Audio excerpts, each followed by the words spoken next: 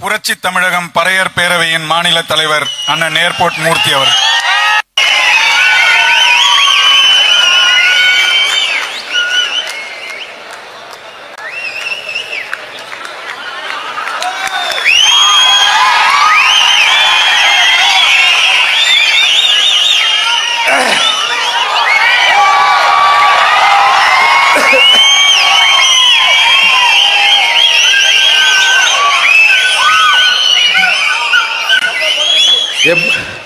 எப்படியும் ஒரு கேஸை வாங்கி கொடுத்துருவீங்க போல இருக்குது.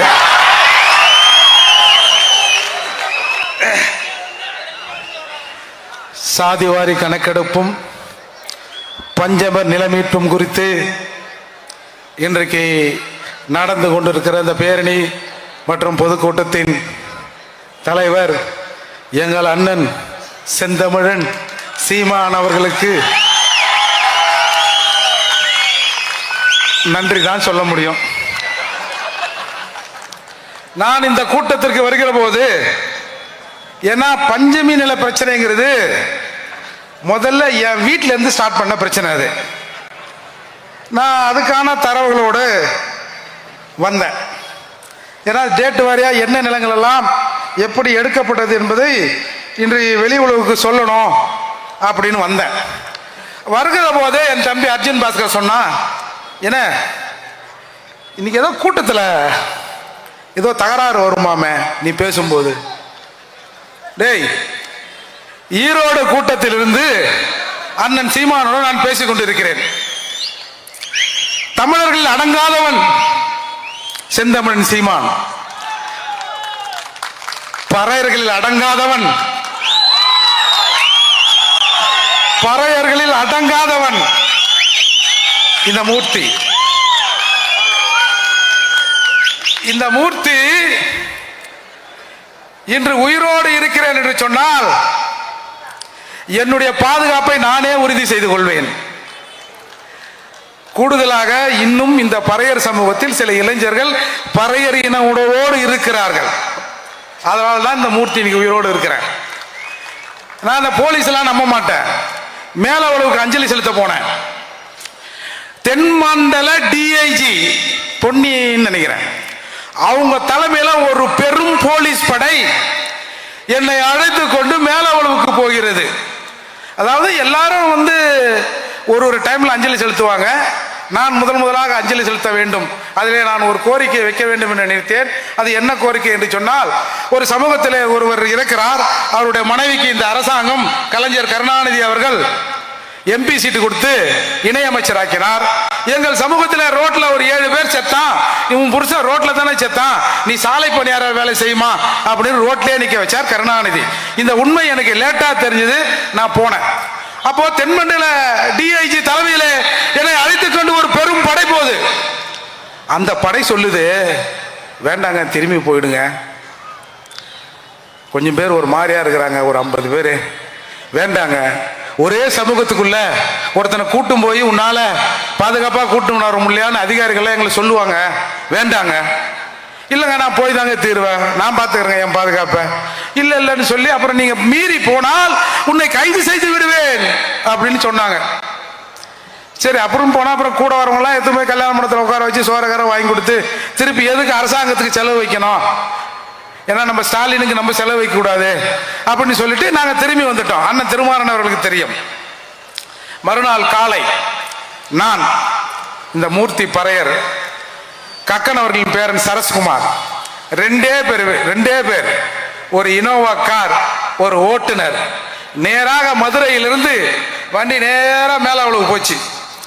போய் அந்த மேலாவளவு முருகேசன் அவர்கள் அந்த நினைவிடத்தில் அஞ்சலி செலுத்திட்டு திரும்பி ஒரு 2 நிமிஷம் இருக்காது நான் வரேன். டிஎஸ்பி ஃபோன் பண்றாரு. ஏய் எங்கப்பா இருக்கிறீங்க? சரசுக்கு எங்கப்பா இருக்கிறீங்க? என்ன வேலை செய்றீங்க தெரியுதா? எதனா ஒன்று ஆச்சுன்னா யார் பதில் சொல்லுது?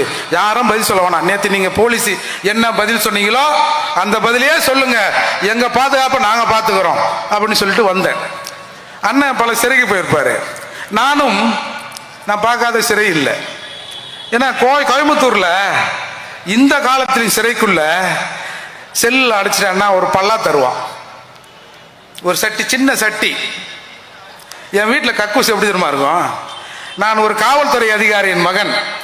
என் தாத்தா அந்த காலத்தில் 5வது படிச்ச ஒரு காரணையில். எங்க அப்பா சொல்லுவார், எனக்கு மட்டும் தான் பறையர் உணர்வு இருக்கு, ஆனா இந்த பையன் எதுக்கு பறையாம்பறைன்னு சொல்லி தெரியறான்னு தெரியலையே, நல்லா தானே வளர்த்தேன், நல்லா சொகுசா தானே இருந்தான் அப்படின்னு சொல்லுவார். அப்போ அப்பேற்பட்ட நான் கோயம்புத்தூர் சிறை லாக்கப் 6 மணிக்கு உள்ள பூட்டிட்டான்னா 1க்கு வந்தாலும் சரி 2க்கு வந்தாலும் சரி அந்த பல்லாவில் தான் போகணும். ஒரு ரூம்ல ஒரு 7-8 பேர் இருப்போம். இதெல்லாம் கடந்து தாண்டா வந்திருக்கிறோம். இன்னைக்கு ஒரு பிரபல கராத்தே வீரர் ஒருவர் பாவம் மரணப்படுக்கையில் இருக்கிறார். ஒரு பிரச்சனை வந்தது. எல்லா டிவிகளும் ஏர்போர்ட் மூர்த்தியை வலை வீசுகிறோம், ஏர்போர்ட் மூர்த்தி தேடப்படுகிறார் அப்படின்னா. என்னடா தேடுறீங்க, நான் இங்கே தானே இருக்கிறேன். அன்னைக்கு தாத்தாவோட பிறந்த நாள் எல்லாம் சுற்றி அன்னைக்கு ரெட்டமலை சீனிவாசன் மணிமண்டபத்திற்கு வருபவர்களுக்கெல்லாம் மாட்டுக்கறி தரப்படும் ஒரு அறிவிப்பை வெளியிட்டு இருந்தேன். போலீஸ் சுற்றி ஒரு 50-100 பேர் என்னையே சுற்றி நிற்கிறாங்க. நான் திரும்பி வீட்டுக்கு வருகிற போது எனக்கு ஒரு ஃபோன் வந்து, ஏப்பா உன்னை சன் டிவியில் தேடுறாங்களாமே, நீ எங்கப்பா இருக்கிறியோ? போலீஸ் கூட தானே இவ்வளோ நேரம் இருந்தேன். அப்புறம் யார் என்ன தேடுறதுன்னா, இல்லை சன் டிவி நியூஸ் பாரு, எல்லா டிவிலையும் ஓடுது, எம்என் நடராஜனை கைது பண்ணிட்டாங்க, ஏர்போர்ட் மூர்த்தியை வலை வீசி தேடுறாங்க அப்படின்னாங்க. அதுக்கப்புறம் அந்த பிரச்சனை என்னன்னா, 10 பெல்ட் கராத்தே பெல்ட் என்னென்னவோ செய்வார். ஏர்போர்ட் மூர்த்தி என்னை வலுக்கட்டாயமாக அழைத்து கொண்டு போனார், என்னை தாக்கினார் என்பதுதான் புகார். என்ன கேட்டான், ஏய் அவன் 10 பெல்ட் பிளாக் பெல்ட்ன்றான், அதுங்கிறான் இதுங்கிறான், என்னடா இது? இல்லைங்க தோழர், அவங்கெல்லாம் ஸ்டேஜி, கேமரா, ரெஃப்ரி இதெல்லாம் வச்சே தான் சண்டை போடுவாங்க. நாங்கள் அப்படி இல்லை, நாங்கள் அதால நாங்கள் எப்பவுமே எல்லாத்தையும் செய்வோம் அப்படின்னு சொன்னேன். இதை ஏன் சொல்கிறேன் என்று சொன்னால், இத்தனை கூட்டங்கள் அண்ணன் சீமானம் ஏர்போர்ட் மூர்த்தியும் பேசி ஒருத்தன் கூட ஒரு கல் எறியல, ஒரு முட்டை எறியல, ஒரு 4 பேர் இன்னும் கோஷம் போலன்னா இன்னமும் நாங்கள் சரியா பேசுறேன்னு அர்த்தம். அதால் இப்ப விஷயத்துக்கு வர, இப்போ ஏன் சாதிவாரி கணக்கெடுப்பை எடுப்பதற்கு சீமான் அவர்கள் தலைமையிலே ஒரு கூட்டம் போட்டினால் என்ன பிரச்சனை? நாம் தமிழர் மட்டும் கேட்டா பிரச்சனை இல்லை. மூர்த்தி பறையர் பேரவை சார்பா எங்களை கணக்கெடுங்கன்னு சொன்னா பிரச்சனை இல்லை. அண்ணன் திருமாரஞ்சி அவர் சமூகத்தின் சார்பா கேட்டா பரவாயில்ல. ஆர்வம் இன்னைக்கு வந்திருக்கிற நம்ம நாடார் பேரவை இவங்க எல்லாம் தனித்தனியா கேட்டா கருணாநிதி ஸ்டாலின் அவர்களுக்கு பிரச்சனையே இல்லை. இவர்கள் எல்லோரையும் கூட்டி வைத்து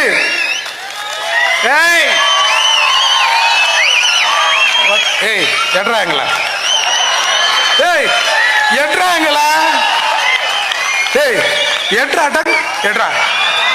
எடு என்னடா கதை விடுற? இன்னைக்கு மருத்துவர் ஐயா கேட்கிறாரு, மருத்துவர் அன்புமணி கேட்கிறாரு, வட தமிழகத்தில் 2 பெரும் சாதிகள், ஒன்று பறையர், இன்னொன்று வன்னியர். பறையர் சமூகத்திலிருந்து மூர்த்தியார் என்ன மருத்துவர் வன்னியர் சமூகம் கேட்குது, என்ன கொஞ்சம் எண்ணுங்க எண்ணத்துல உங்களுக்கு என்னப்பா பிரச்சனை? அதுதான் இந்த கூட்டத்துக்கான சிக்கல். அவங்க நடத்துறா தனித்தனியா நீ கேட்டுக்கோ, ஒன்னா மட்டும் சேர்ந்து நின்று கேட்டுறாத. ஏன்னா நீ ஒன்னா இருக்க கூடாதுன்னு தான் நானே இங்க இருக்கிறேன். நீ எல்லாம் ஒன்னா இட்டா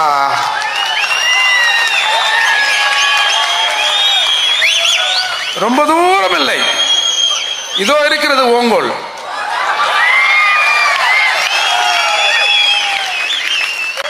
இந்த பஞ்சமி விஷயம்ங்கிறது இன்றைக்கு என் தங்கையின் கணவரும் என் அண்ணனும் எங்க கழனியில் அண்ணன் மாலை போட்டாரு, அது பக்கத்தில் ஒரு ரைஸ் மில் இருக்கும்.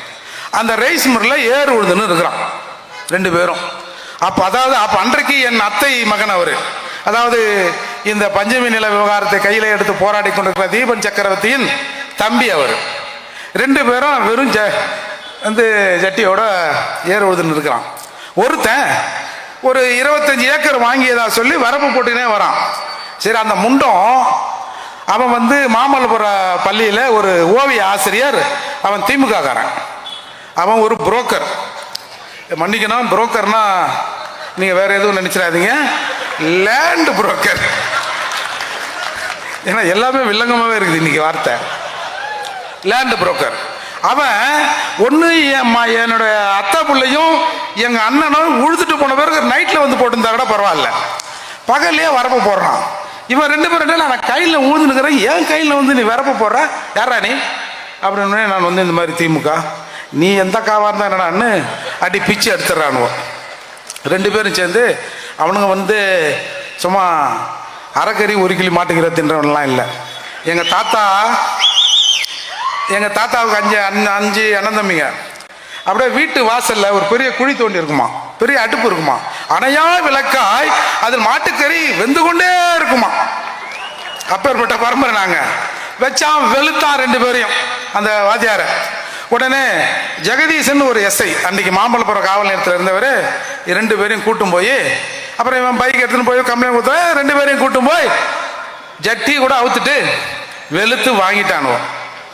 என்னடா இது, நம்ம தாத்தா லேண்டு நம்ம உழுதுன்னு இருக்கிறோம், எவனோ ஒருத்தன் வந்து அவன் லேண்டுங்கிறான், மார்வாடிங்கிறான். என்னன்னு அன்னைக்குத்தான் இந்த விவகாரத்தை தோண்டி எடுக்கிறான். எங்கடா நம்ம தாத்தா இந்த பக்கம் 40 ஏக்கர் வச்சிருந்தேன், அது இதுன்னு வரேன், 5ஆம் கிளாஸ் படிச்ச மனுஷன், எங்கடான்னு அந்த ரெக்கார்டு எல்லாத்தையும் தேடி பார்க்கிற போதுதான் காரணையிலே கிட்டத்தட்ட 633 ஏக்கர் நிலங்கள், பஞ்சமி நிலங்கள் வேற ஒருத்தன் பேர்ல மாற்றப்பட்டிருக்கு. சரி, அது குறித்தான விஷயங்கள் நடந்து அதுக்கப்புறம் தான் அந்த 94 அக்டோபர் அந்த 4ஆம் நாள் நினைக்கிறேன், ஒரு பஞ்சமி நிலமீட்பு போராட்டம்னு 7 ஊரும் போராட்டம்னு காரணியில் நடத்தப்பட்டது. அது யாருன்னா எங்கள் மாமா கருப்பன் ஐஏஎஸ், ஜெயகரன் ஜோசப் போன்ற கிறிஸ்தவ நிறுவனங்கள் எல்லாம் 2-3 நிறுவனங்கள்லாம் சேர்ந்து ஒரு 7 ஊரும் போராட்டத்தை நடத்தினார்கள். அந்த 7 ஊரும் போராட்டத்தில் ஒரு 4.5 ஏக்கர் நிலம் மீட்கப்பட்டது. சரி, நிலத்தை மீட்டிட்டோம், ஒரு பயலும் வரமாட்டான்னு எல்லாரும் வீட்டுக்கு வந்துட்டோம். ஒரு 6 மணிக்கு காவல்துறை அந்த அரபாடு மண்லோடு வண்டியில கொண்டாந்து அம்பேத்கர் சிலை முன்னாடி இப்படி நிறுத்தி அந்த சிலையை உடைத்து கொண்டு போயிட்டாங்க. அப்போ கொண்டு போனோடனே அது பெரிய பிரச்சனை ஆகுது. ஏன்னா நாங்கள் அம்பேத்கர் எங்களுக்கு உயிர் இல்லை, அதால. அப்போ ஆகஸ்ட் 10 அந்த செங்கல்பட்டு மாவட்ட ஆட்சியர் அலுவலகத்தில் போய், ஐயா அந்த உடைச்சி எடுத்துட்டு போனீங்களா அந்த அம்பேத்கர் சிலை, அந்த சிலையை கொடுங்க, எங்க நிலத்தை பத்தி நீங்க என்ன சொல்ல வரீங்க அப்படின்னு ஒரு பெரும் திரள் கூட்டம் அந்த கலெக்டர் ஆபீஸில் நின்னுது. அன்றைக்கு கலெக்டராக இருந்தவர், துணை கலெக்டராக இருந்தவர் சிவதாஸ் மீனா என்று சொல்லப்படுகிற ஒரு பட்டியல் சமூகத்தை சார்ந்த கலெக்டர் தான் இன்னைக்கு அங்க இருக்கிறார். அவருக்கு தமிழ் தெரியல. போன எங்காலுக்கு தமிழை தவிர எதுவுமே தெரியல இவங்களுக்கும். அவங்க ஒன்று சொல்ல, இவங்க ஒன்று சொல்ல, பிரச்சனையாகி தள்ளுமுள்ளாகி துப்பாக்கி சூடு நடைபெற்றது. 2 பேர் இறந்தாங்க. ஜான் தாமஸ், ஏழுமலை, 2 தியாகிகள் அந்த மண்ணில உயிரை விட்டு இறந்தார்கள் துப்பாக்கி சூடுல. அதுக்கப்புறம் மூர்த்தி என்ன 1994-95 வாக்குல ஒரு மிகப்பெரிய பேரணியை கிட்டத்தட்ட 1 லட்சம் பேர் சென்னையில கலந்து கொண்டு சென்னையை உழுக்கினார் எங்க பூவை மூர்த்தியார். அதுக்கப்புறம் இந்த பஞ்சமில்ல விஷயம் அங்க ஒண்ணுமா இங்க ஒண்ணுமா எரிந்து கொண்டு இருந்தது. இன்னைக்கு இந்த மனுஷன் வந்து இந்த நாடு நல்லா இந்த சீமானுக்கு பிடிக்கலையா என்னன்னு தெரியல. இந்த ஸ்டாலின் அவர்களை கொஞ்சம் நிம்மதியா தூங்க விடக்கூடாதா? ஏன் என்ன எதனா போன ஜென்மத்தில் எதனா பகையா? ஏதாவது சொல்லுங்க.